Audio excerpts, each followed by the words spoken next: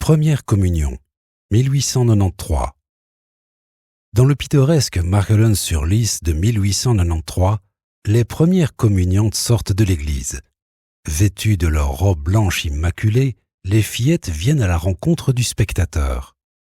Si Claus peint rarement, voire jamais, au centre du village, il ne pose pas son chevalet ici par hasard. L'une des fillettes est Eva, sa nièce.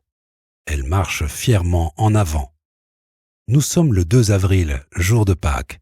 Claus note également Pâques comme sous-titre de ce tableau, un jour où les vœux du baptême étaient alors souvent renouvelés.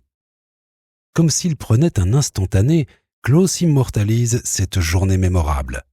Sa perspective est pareille à celle d'un objectif grand angle. Il peint les communiantes dans la ruelle baignée de soleil à l'arrière de l'église.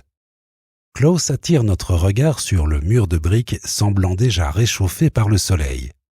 Les ombres des tilleuls en espalier, qui délimitent les murs du cimetière de l'autre côté, y sont gravées.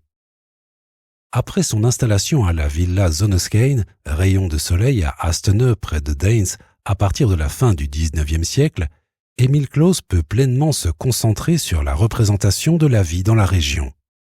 Il trouve son inspiration tout autour de lui, et très souvent dans son jardin sur la Lys ou dans son village. De nombreux tableaux voient également le jour dans les localités proches de Deurle et de Latem. Certaines vues et certains paysages ont été préservés jusqu'à ce jour, et à l'occasion d'une promenade ou d'une randonnée à vélo, il est possible de s'imaginer Claus au milieu de son pays de la Lys.